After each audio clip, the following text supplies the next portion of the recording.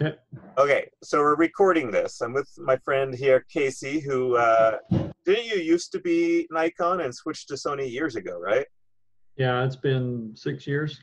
Okay, and so I'm going to share my screen, a Lightroom here, and I'm going to go to a recent like portrait shoot because I feel like it's maybe a little more portrait orientated, these frustrations that I have. So I'm like 12 to 15 years in the land of beautiful Nikon colors. And I can show you what those are, but because I'm already here recently, I mean, this is my best attempts of color with the new Sony A7R4.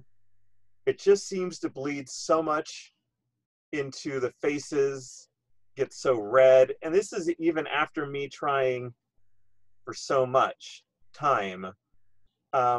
Maybe this doesn't look necessarily problematic to people, or maybe this was also being at fall colors with lots of yellows around, and maybe it was just the day had sucky colors. But if we go to like a catalog, and screen sharing stopped because I'm switching catalogs, so now I have to start screen sharing again. But you kind of got a feel for like my frustration there, perhaps just a little bit. Yeah, yeah, yeah. And there's definitely And let me definitely share what I'm some reds. comparing against, because my whole like brand, I feel, and the way that it's not just, I realize it's not just my brand, but it's just like the way that I see the world and what I consider beautiful personally. Like, so I'll go into, this is like my best of catalog. So I'll go to newer stuff. Now that's years ago. Well, it's still fine. Okay, so this color of skin, like I know these people, and I obviously know them because I took pictures, but like when you look at that, that's what I think skin looks like. Or at least Yeah, their skin looks like. Not all skin is the same. I mean, I look at, here's a picture of myself. It's just, it feels, here's some closer up ones. And I mean, with other colors and stuff like that.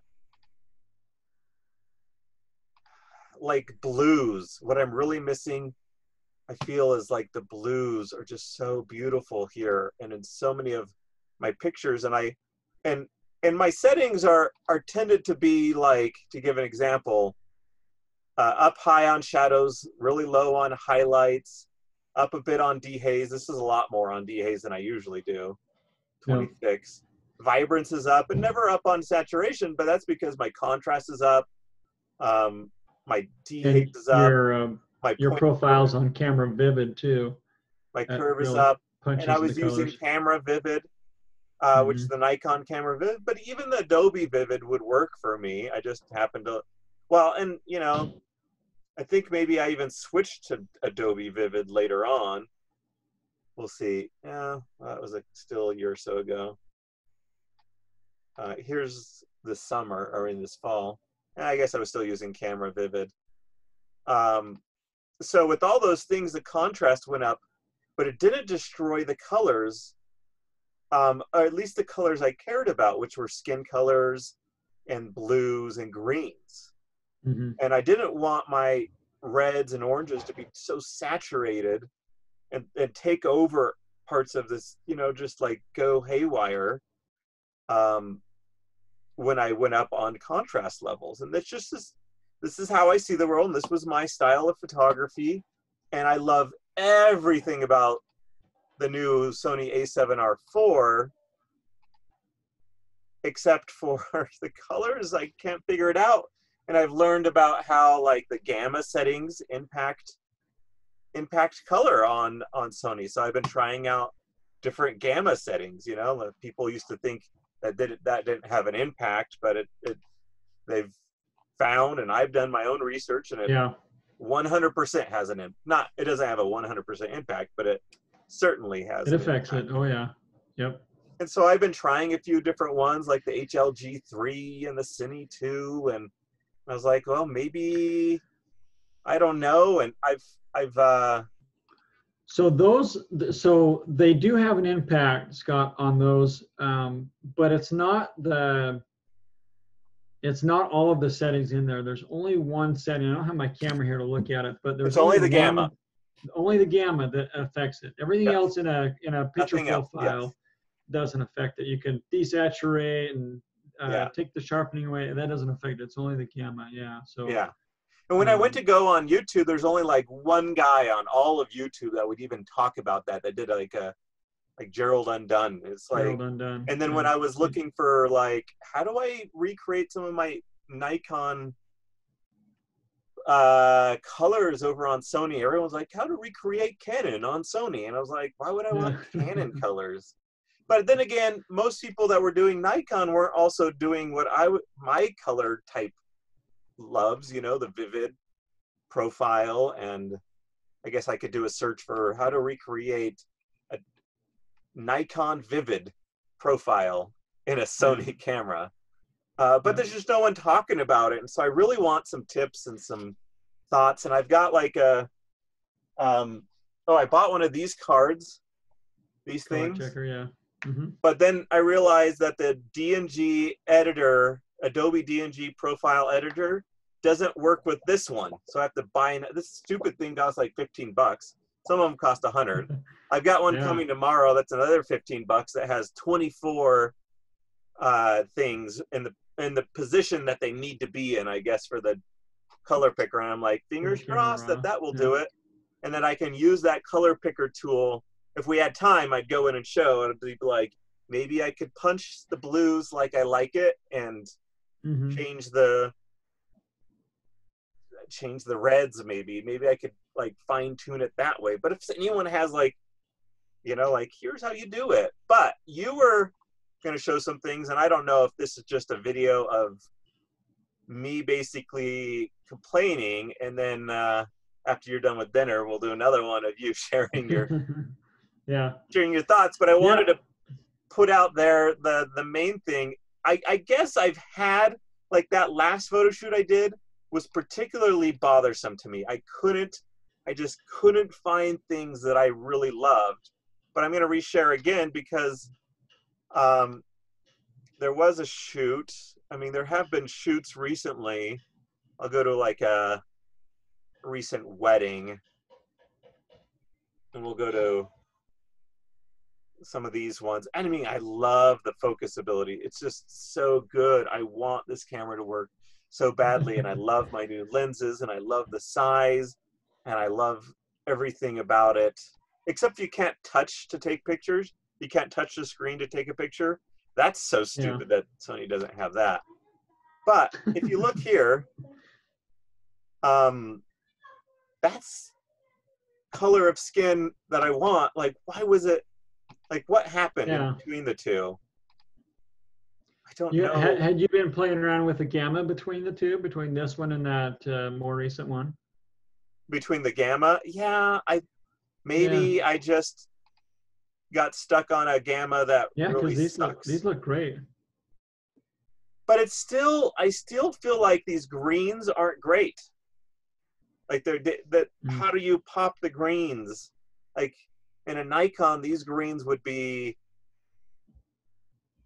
I don't know how to describe it. They'd be lovely. Yeah, no, I know what you're saying. And this is what I've come to find is if you really want to pop the colors, you've got to play with the HSL sliders, and you have to play with the camera profiles. And this just seems to me, this seems very Canon. I mean, for years and years, I was Nikon, and I had a lot of people that I would teach, and I would use their pictures, and they would, like, interns that had Canon cameras, and I know this isn't Canon per se, but that was my closest estimation. It was like, I don't know, it's kind of like me trying to make a Canon camera look like the colors are kind of muddier. They're not as vivid. This is vivid, in my opinion, and I guess I did, for this whole thing, I kept track, actually, of what gammas I used, so I guess I didn't. But I thought I did. Well, this one doesn't have. So I'm like HLG3. Here's all my HLG3 gamma stuff. So here's a photo shoot. Yeah. Do you change those, or you just use the regular film gamma? That is for if you don't use a picture profile. Yeah, I just use a regular. I've played around with the gamma. I use the gamma stuff. I have, you know, my picture profiles for videography stuff, where I've gone in and tweaked them, but I've never really done it for photos. Every once in a while, I'll leave it. You know, a picture profile will be on when when I'm switching between video and photo. Yeah. But I don't ever really tweak it. I wonder if it is the gamma or if I switch some other setting, because I play around in the menu quite a lot because there's a lot of features, Yeah. as you know. Yep. And let's turn off that. Something else that I changed. Why did the? Yeah. But you go into HSL quite a bit, is what you're saying. Yeah. Yeah, usually there's just a little bit of tweak, and it's usually not much. It's like, you know, taking the reds over to the orange just a touch, and desaturate it just a touch, and there's really not a whole lot that I do in the HSL slider, but it's usually just a little bit. And so I've even been going into Camera Raw and creating my own little profile setups. Yeah.